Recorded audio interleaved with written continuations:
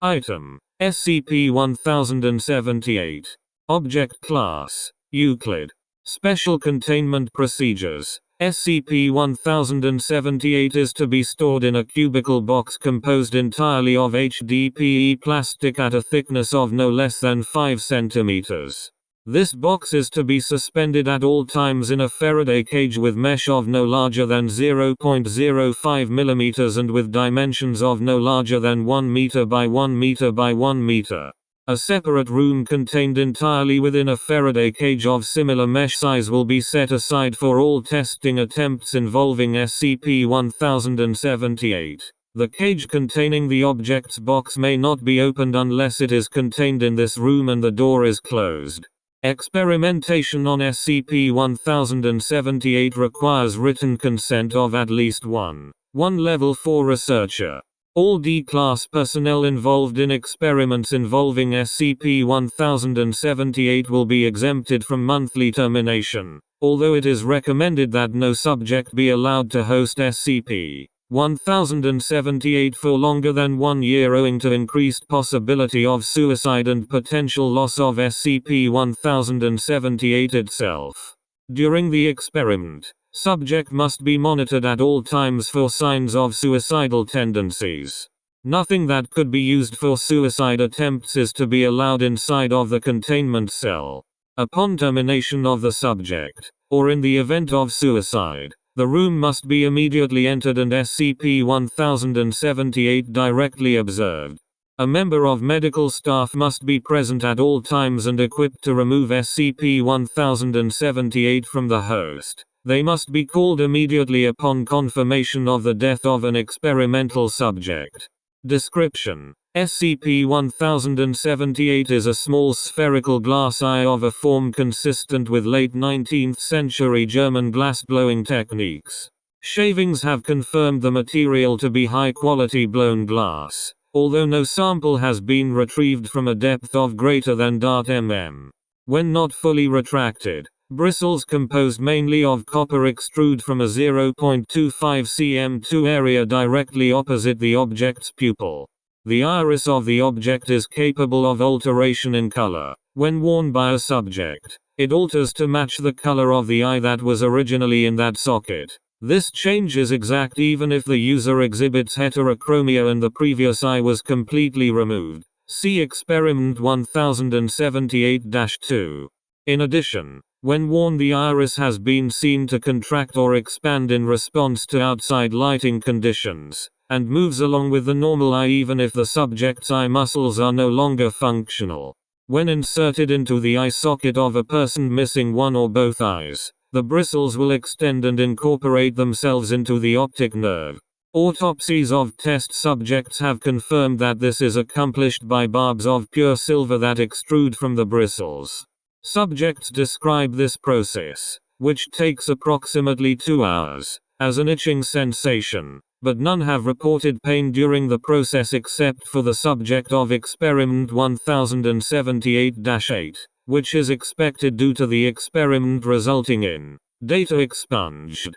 After a period of time ranging from 12 hours to a few days, integration with neural processes is complete, and subjects report a steadily growing ability to see through the eye.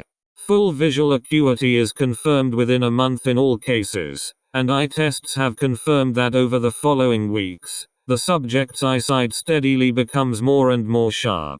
While more subjective, other tests indicate that the subject's auditory and tactile senses also sharpen during this period.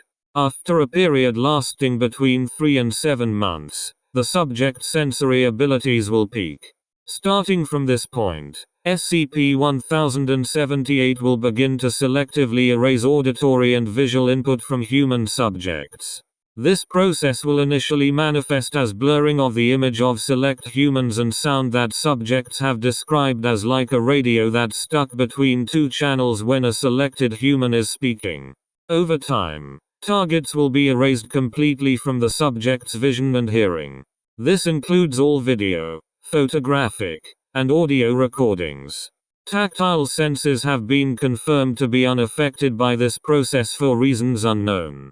In addition, Target's effects on the surrounding area will still be visible or audible. Doors will still be seen to open, and any non-vocal sounds such as clapping will be audible. This allows communication with late-stage subjects through the use of writing. The process of erasure begins with a small number of people, no more than 5 at initial onset. Complete erasure of all current targets is confirmed by experiment to be simultaneous. However, the number of targeted individuals in each round increases exponentially. In the late stages, testing indicates that the subject is unable to perceive any human excepting themselves, and in one case has been shown to start losing sensory input from animal life. The erasure process causes slowly developing paranoia and psychosis in the subject. This is confirmed to be a result of the isolation, not a direct effect of SCP-1078.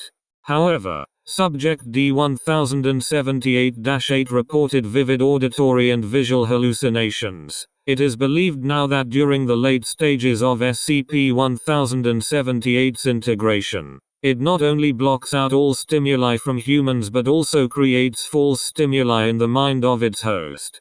Subjects that are not terminated invariably take their own life, either directly out of despair or by desperately trying to wrench SCP-1078 out of their eye socket and dying from the resulting cranial hemorrhage. Subject D-1078-8 was prevented from suicide, but after a period of 15 years expired due to data expunged. Through a process currently unknown to Foundation researchers, a short period after death, SCP-1078 will vanish from the host body and reappear elsewhere, in one case turning up months later in the town of, approximately km distant from the previous containment location. Following death of the subject, SCP-1078 retracts its bristles. If retrieved in a timely fashion, it will not disappear. However, SCP-1078 has vanished from its containment on separate occasions prior to current containment procedures. Regardless of the stage, all attempts to remove SCP-1078 from a host after optic nerve integration result in a severe and invariably fatal cranial hemorrhage in the subject. This effect is observed regardless of whether the subject or an outside observer attempted the removal. Lastly, it should be noted that following Experiment 1078-6, researchers discovered that SCP-1078 emits a low amount of electromagnetic radiation when properly incorporated into a human being. It is currently unknown whether or not these emissions constitute a coherent signal, but containment has been updated to prevent possible communication with unknown entities.